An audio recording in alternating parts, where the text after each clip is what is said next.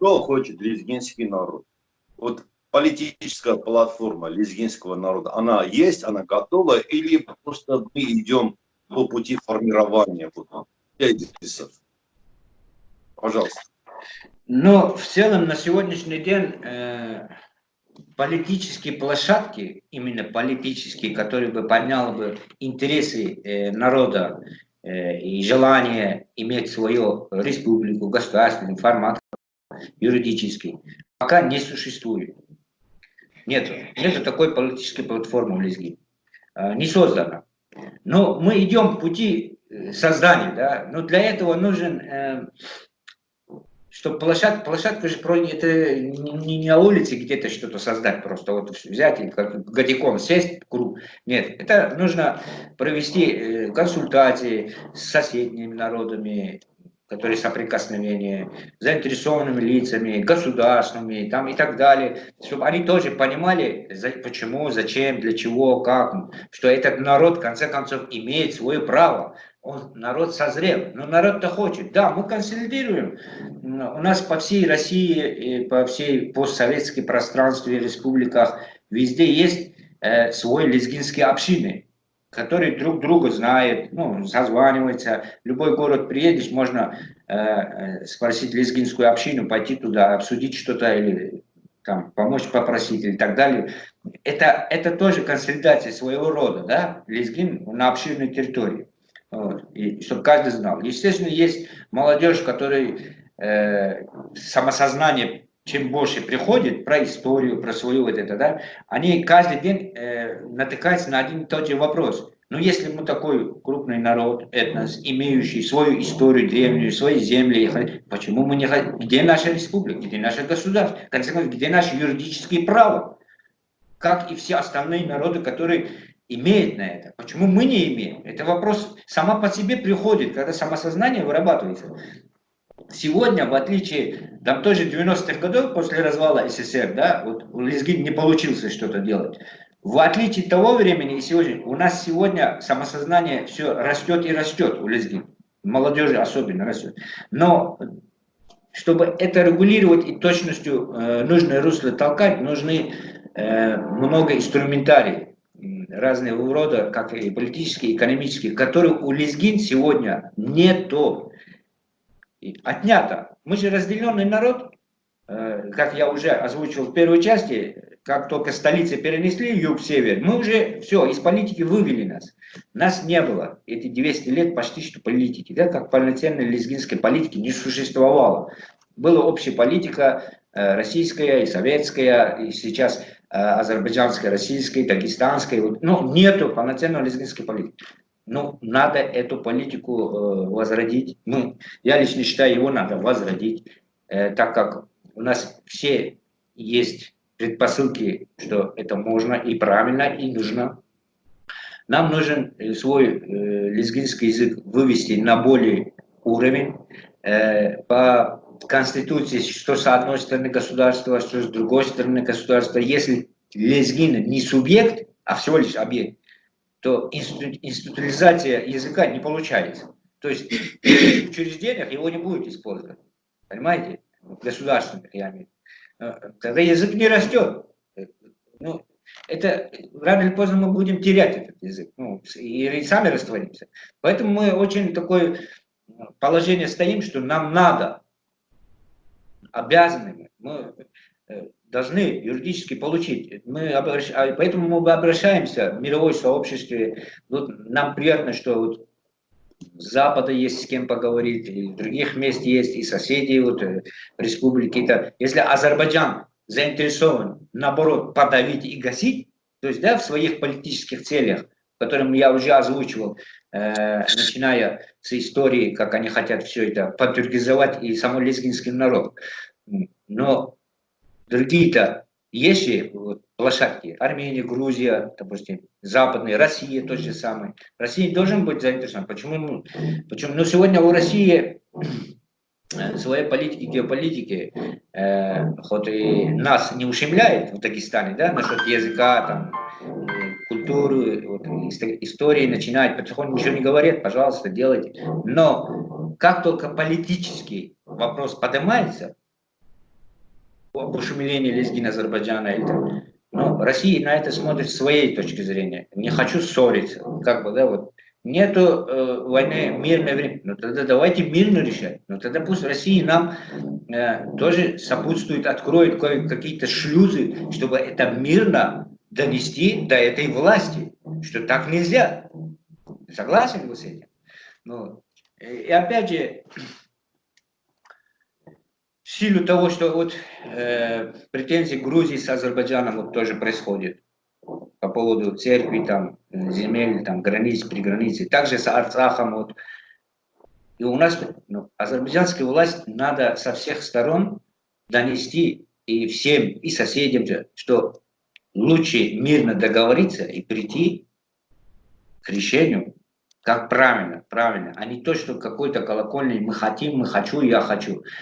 Если не придет, ну, как бы жестко не звучало, рано или поздно вот это все закипит так, что мало крови не покажется.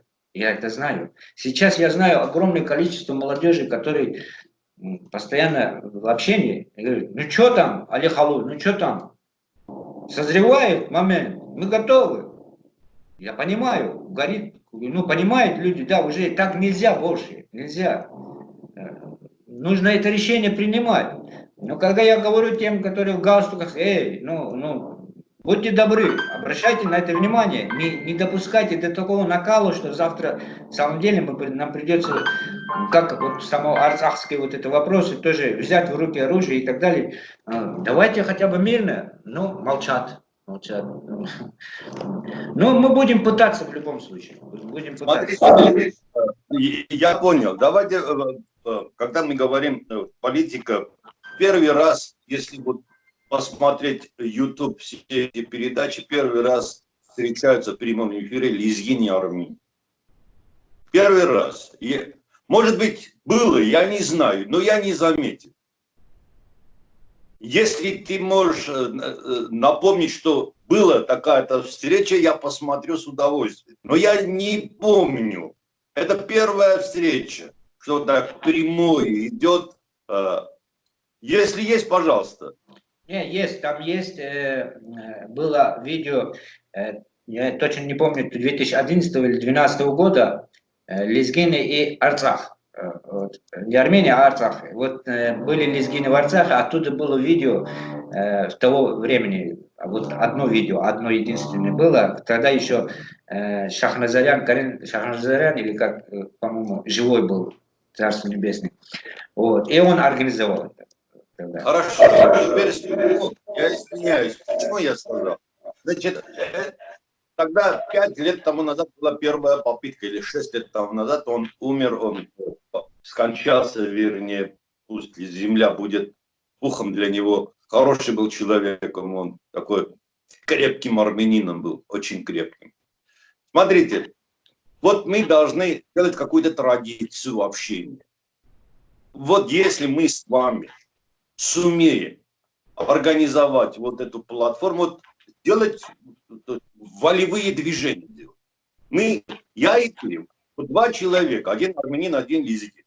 Волевые движения, мы хотим поменять вокруг нас что-то. Вот что-то поменять, мы должны выйти с вами в эфир, обсуждать, предложить и сказать, что мы не радикалы. Мы люди с опытом, имеем возраст, имеем мышление, мы не радикалы. Мы говорим, есть уже созревшая проблема. Если сейчас мы не решим эту проблему, взорвется через 5 лет. Но я вообще... Чтобы не взорвалось, мы предлагаем, давайте сядем за стол, поговорим, обсудим, наметим путь развития. Покажем, что мы хотим совместно делать, что нельзя сейчас делать совместно, а что можно делать. Вот детализировать все это и попробовать решать. То есть использовать вот это. Если мы это волевое движение сделаем, к нам присоединятся и другие люди. Создается какой-то костяк вокруг тебя, вокруг других людей, лезгинов. заберется этот косяк, скажет, хорошо, у нас есть уже форма, где можно от души поговорить. Не поговорить, а попробовать это притворять в жизнь. И для этого что я хочу предложить? Если, конечно, это приемлемо, мы с вами решаем, в неделю встречаемся один раз. Устанавливаем, когда встречаемся неделю один раз, делаем на перспективу работу, то есть по пунктам история лезгинского народа, культура лезгинского народа. Весь Кавказ, весь мир знает танец лезгин, так? Ну кто танцует? Танцуют все, а не чей?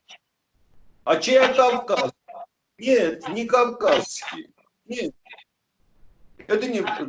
Это же кинжал чей? Кавказский, хорошо. А кто ковалит? А никто не знает. Ну, ковали, так точно, так точно.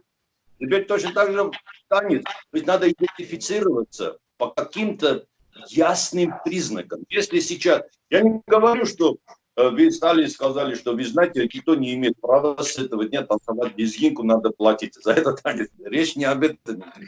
Абсолютно о другом. Когда мы говорим, мы поднимаем лезгинский народ на такой уровень, где сейчас находится танец лезгинка. Ну, я вам так скажу, да. Передачи делать я за всегда. Вот я делал с талышской диаспорой тоже передачу. И надо будет и прямое включение из Армении сделаю, из Грузии сделаю. Любая площадка – это двигатель, прогресс. И когда с разных площадок говорите, и многие люди подключаются и находят взаимопонимание о чем, чего хотят. Но давайте вернемся. Мы можем это говорить сколько угодно. Вот, допустим, сейчас вот программа запущена между Арменией и Азербайджаном, мирный переход, да, есть такой, ну, давайте, типа, мир, вот, как бы, мирное сосуществование. Но, подождите, если в эту круглый стол Армения, Арцаха, Азербайджана, мирное существование не включить лезгин, талашей, она неполноценной будет. Как можно говорить без этого? Вот мы с вами только что обсуждали, как донести до азербайджанской власти о своем праве, да? Как на историю, так и на остальное. Чтобы мирно существовать рядом, не ущемляя друг друга. Но как вот этот круглый стол сесть и говорить, это хватит грабить или воровать, да? Давайте открыто, честно сделаем ход правильных событий. Но чтобы это происходило, вы понимаете, когда они говорят, мы хотим с Арцахом или с Арменией мирно сейчас провести линию такую, да, которая приведет такое мирное существование. Я говорю, ну как вы можете это дать гарантию Арцаху, если вы не можете сегодня мне мирно дать гарантию, вот мне, лезгины, которые живут в Азербайджане, по моему праву, ведь они же тоже не верят. Вот давайте круглый стол организуем. Талышей, лезгин, арцахтов, те же азербайджанцев, армян. Вот сядем, поговорим. Если бы они хотели это мирно решить, они бы пошли бы на это, согласен? Но они, видимо, вот все разговор, мир, а вот готовимся к войне. Вот примерно вот так идет. Поэтому мы обязаны донести до большой массы, обязаны, каждый, чтобы знал, что народ имеет свое право, и мы обязаны это. Но по поводу часто делать видеоролики, я тоже чуть-чуть занятой человек, если честно сказать. Да? Ну, по мере возможностей я дам вам знать в следующий раз, когда смогу, допустим. Да? И я всегда за. Здесь я плохого ничего не вижу. Здесь, наоборот, это лучше, потому что мы вносим ясность в голову людей, что мы что хотим. Но если, как говорится, не получится донести до умов, которые надо донести, но это уже, как говорят, хотя бы народ будет понимать, когда народ за оружие возьмется, не дай бог, да, такой момент наступит, хотя бы другие сообщества не скажут, эти варвары или какой-то там решили что-то делать, да, боевики какие-то. Нет, народ, сообщество должен понимать, почему дошло до этого уровня этот народ, что вместо того, чтобы получить мирно свои права, им приходится...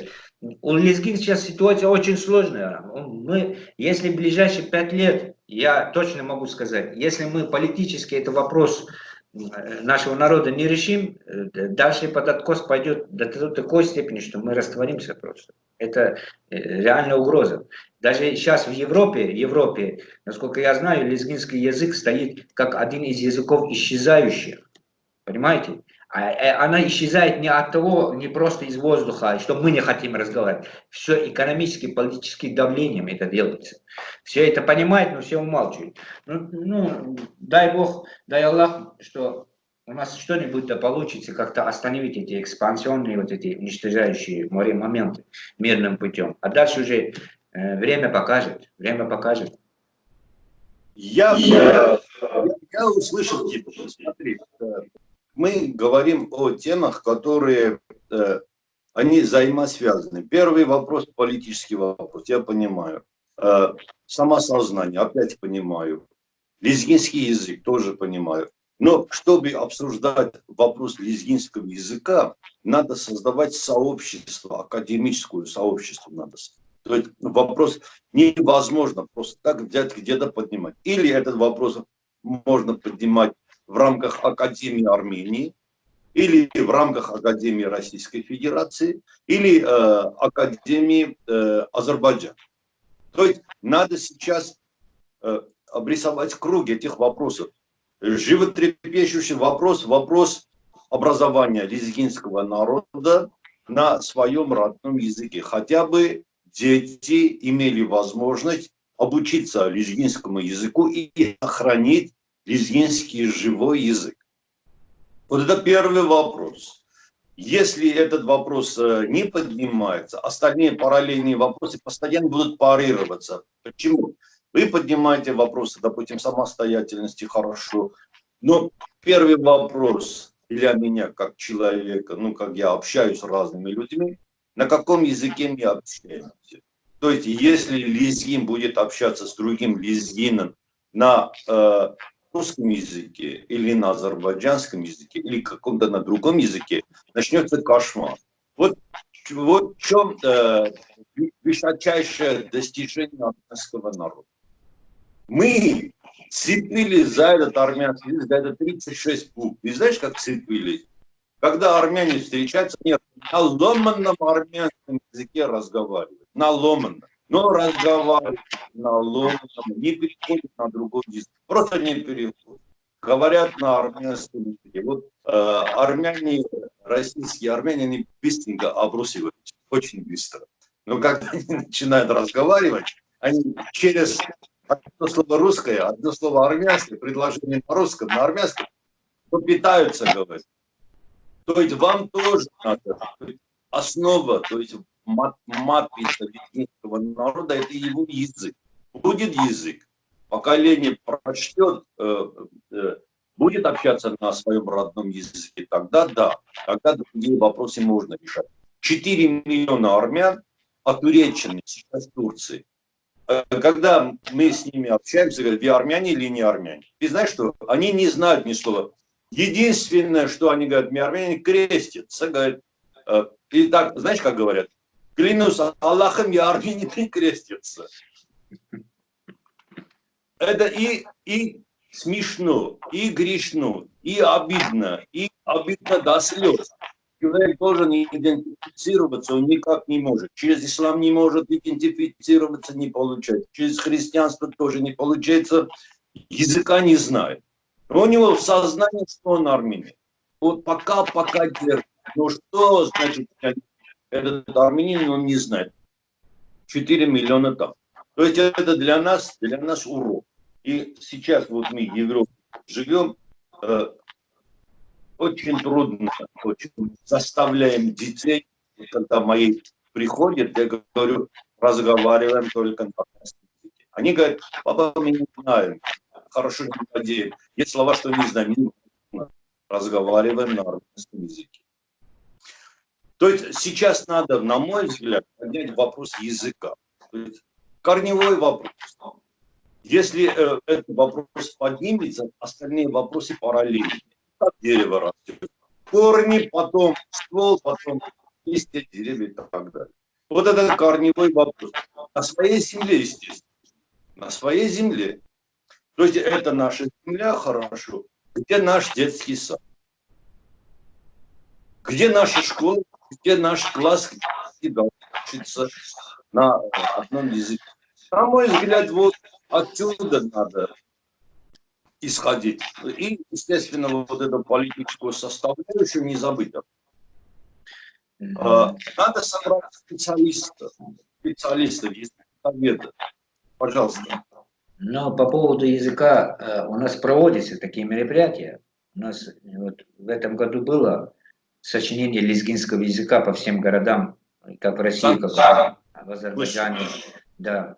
Но это такой маленький ремарк. Но по поводу садиков, допустим, школ, ну это уже политически получается. Понимаете, язык, привести какое-то сочинение, пожалуйста, да. Через компьютер изучить, пожалуйста, да. Разговариваем между собой, пожалуйста, да. А когда дело доходит до школ, ну, учреждений государственных, до детских садов, а тут уже начинается. Вот было в неделю 2 часа лезгинского языка в Азербайджане, да?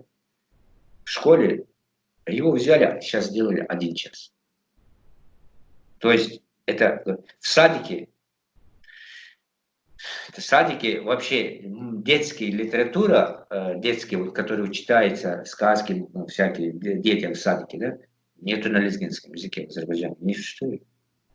Да и в России тоже. В Юждаге если кто-то от себя вот, заинтересованно рассказывает, учительница в селе там, или там дошкольные вот этот садики, что-нибудь лезгинское, там ребенок слышит. А если открыть какой-нибудь учебник маленький для детей сказок, там все русские сказки. Понимаете? Еще не создан. Для этого нужен базис. И, во-первых, базис самолитературный, сочинительский. Во-вторых, если она даже, некоторые говорят, не есть она якобы, да, но значит нужно экономически его напечатать. Потом нужно утвердить на государственном уровне, что мы имеем право на это. Чтобы дали нам право в садике ребенку читать рядом с русской сказкой, да еще лезть сказку. Согласен с этим? Вот. Но мы постоянно, когда дело доходит до уровня школ, вот этих историй, вот, допустим, лезгинские истории, мы тоже поднимали, давайте их напечатаем для школ и введем хотя бы вот в Юждаге, допустим, 350 тысяч лезгин, вот кучей, да, живут, несколько районов. Ну давайте в этих, без экзаменов, просто введем в школу лезгинскую историю, да, напишем его на лезгинском языке и как лезгинская история, то есть у нас же она богатая. У нас она богаче, чем древнее, богаче, чем все дагестанские, азербайджанские, все вместе взятые, понимаете? Давайте, мы тут же натыкаемся, как в одной, так и в другой стороне. Мы не субъект, мы просто объект, а объект не может учреждение иметь, понимаете, субъект должно быть, субъективность. Вот есть Республика Чечня, это субъект. Вы знаете, чеченскую историю можно в школу внедрить. Мы еще не субъект. Но получается, мы хотим, не хотим, мы опять упираемся на то, что мы должны иметь субъект юридический. Понимаете? Чтобы наш язык, история, литература, все вышло на новый уровень. Мы должны получить... Вот этот круги мы уже сколько лет проходим, и опять упираемся на это. И в конце концов приходим. Ну давайте решим этот вопрос. Как решать? Я не знаю пока. Но надо обсуждать и решать. Мирным путем, немирным путем. Субъект мы должны получить. Понимаете? Нам по-другому никак. Ну, историю, чтобы внедрить в школу, это целый ран, востоковедение, там ран, и суд, и все. И когда я согласился, да, ну подождите, говорят. Но если мы вам сейчас напечатаем в школу, дадим в Юждаге лезгинскую историю, завтра там Хунзах и Аварский попросит, там где-нибудь Кайтах и Даргинский попросит, Кумык и начнется, нам надо всем напечатать, все новое, но это же не серьезно, говорит. Ну хорошо, Несерьезно, не хотите, головной боль получается, да? Ну, учите там общую, единую, там, дагестанскую. Там 2 строки есть, хватает вам. Ну, примерно вот так выходит, понимаете? Не поднимайте этот вопрос. Ну, а как нам, дома что ли учиться? Ну, дома люди, не всякий будет учиться. Ребенок, тем более, в школе основной урок прошел, пришел, отучил, пошел поиграть. Свое детское время, которое ребенок должен расти, играть, никто не захочет потратить еще отдельно, чисто для познания, понимаете? Это такой сказочный вопрос. Поэтому мы должны получить, чтобы сохранить свою, вот как сказали, древнюю историю, чтобы не исчезла, чтобы наш народ со школьной скамьи понимал это, что она есть, она наша.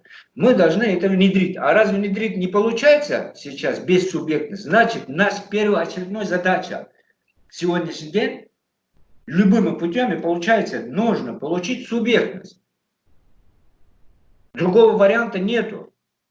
Мы уже наткнулись на это 10 лет. Вот я 10 лет вот это ищу моменты, да, как все это решить можно без вот поднятия субъектности, да, не получается.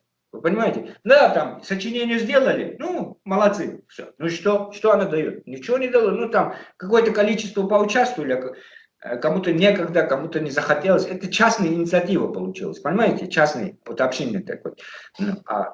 Так не должно быть. Должно быть все правильно. А раз правильно требует субъектность, значит, мы должны все дела, как идет она, вот архаично идет, да, всякие дела, вот языка, там, театры, школы, там, она идет, культуру там, все это как идет, не трогая, отдельно сейчас серьезно надо взяться за субъектность срочно. Вот как только субъектность решится, все вопросы снимаются. Все, сразу все на свои места становится. И история, и язык, и учреждения, и весь, все полностью, понимаете?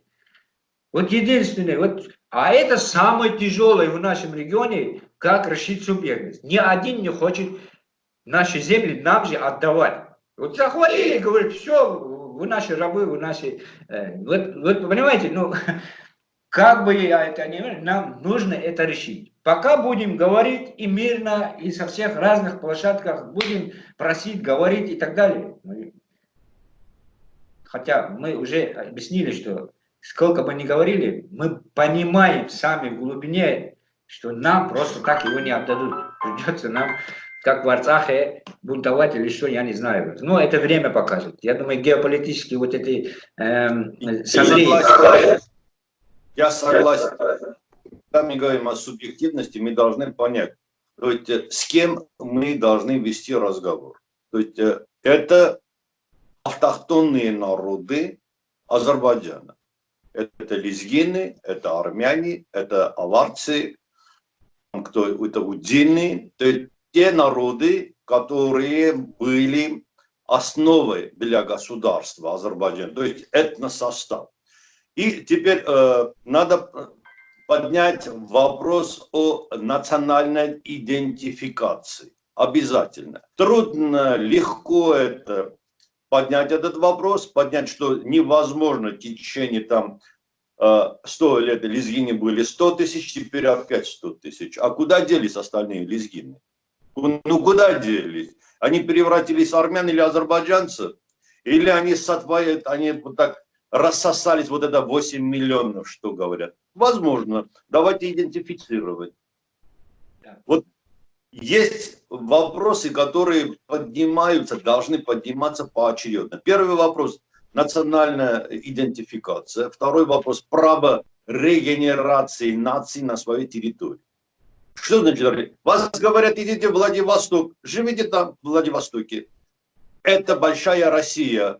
Почему вы зациклились, что вы должны жить, допустим, у вас в Махачкале? Большая страна, едете туда, живите, земли есть, все есть, работайте, живите. Значит, право регенерации на своей территории исконно. Вот такие вопросы надо поднять. То есть, когда мы говорим тезисность нации, я должен взять и прочитать вот эти тезисы, посмотреть, вот это есть, но их пока нету. Пока нету, то есть право регенерации народа, то есть лезгинского, не только лезгинского, там удины там 3000 всего. Всего 3000. Это беднеудины, как будто они рожают через 10 лет один раз. Так получается.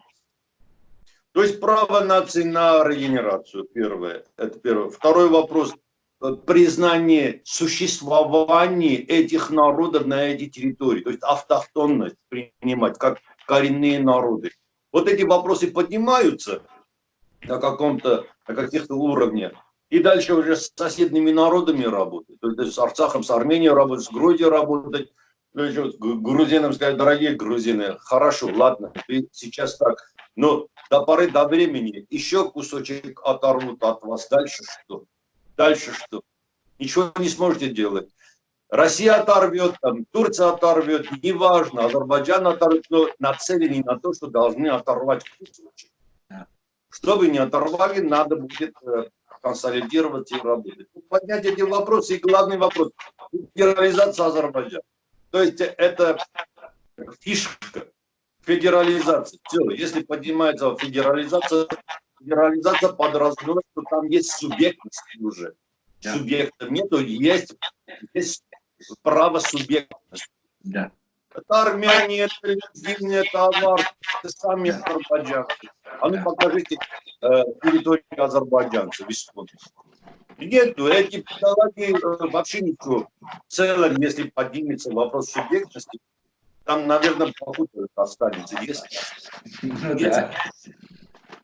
Согласен, согласен. Пожалуйста. Но мы об этом же и говорим. По поводу, когда я говорю субъектность, федерализация Азербайджана, некоторые мне тоже говорят: а что там, 3000 удинам тоже субъект? Я говорю: нет, подождите, давайте не будем делать из мухи слона. Во-первых, удины, также и маленькие там части рутульцев, захулцев, там вот эти, ну маленькие они, 10-20 тысяч.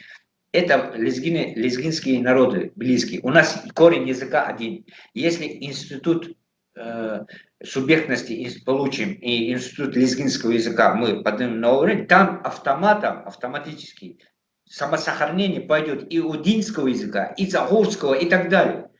Вот, потому что корень один. Там сложного ничего нет. А вот в тюркизации она не может сохраниться. Корни разные, понимаете? Поэтому не надо из мухи слона делать. Просто давайте вопрос поставим. Земли лезгинские, федерализация Азербайджана, без всяких войны, драки. Просто мирно придем к этому и дайте людям. И тот же азербайджанец может спокойно жить, если он себя считает таким азербайджанцем, ну, лезгинской автономии, да, вот примерно. Ну, никто же ему ничего не скажет. Согласен? Ну, надо донести. Ну, не хотят, но я еще раз говорю, рано или поздно это надо решить. У нас выбора нет, у нас другого выхода нету. Не захотят там вверху сидящие мужья мирно это решить. Ну, значит, мы получим еще один Арцах, так скажем. Уже под другим названием Ахцах. У нас есть один тоже район Ахцах. Значит, они получат, не был Арцах, а получат Ахцах новый. Понимаете? Ну, мы не виноваты в этом, они сами виноваты. Мы им говорим, понимаете? Давайте правильно, мирно сделаем. Зачем вам надо новый Ахцах? Ну, не слышат. Ну, не слышат, значит, хотят, чтобы получилось новый Ахцах. Ну, что я виноват в этом? Меня винить не надо. Ну, уже время покажет, дорогой, что у нас получится. Время покажет. Будем работать, посмотрим. Время есть еще чуть-чуть. И геополитика сегодняшняя. Я не хотел вообще-то геополитически сегодня затрагивать в теме. Но как бы там ни было, геополитические вот эти скандалы, начиная с Сирии, она все равно... Это только начало. Нам кажется, что она там тлеет, что-то закончится. Не закончится, это только начало. Переформат геополитический, сферы влияния, раздел сферы влияния еще не закончился. Он только на начальной стадии. Она дойдет и сюда дойдет. Но просто вот этот власть должен просто понимать, что когда она дойдет, уже разговаривать никто не будет. Уже время красной линии черты закончилось, называется. И как бы они там нам не пытались там своей колокольни, там мы муслимы, братья, там так нельзя, это нельзя, то им надо бы открыть хотя бы Коран и прочитать. Муслима не имеет права ущемлять. правах как языка, истории, так и земли. Понимаете? Пусть читает сначала Коран, а потом скажет, что мы муслимы, так нельзя. Если они действительно муслимы, они нам скажут, давайте по-братски мирно федерализацию сделаем. Мы настоящие муслимы. Но если лицемерничает, ну это пусть для своих там олухов делает, азербайджанских, там, которые им верят, там, сказкам. Но не нам, мы уже это давно прошли. Но мы сегодня, надеюсь, закончим, как говорится, дальше уже другие форматы будут, геополитические, там другие. Ну, сегодня, я думаю, мы много чего донесли уже для многих, что в самом деле происходит. Посмотрим, время покажет, дорогой, время покажет. Хорошо, спасибо, до встречи.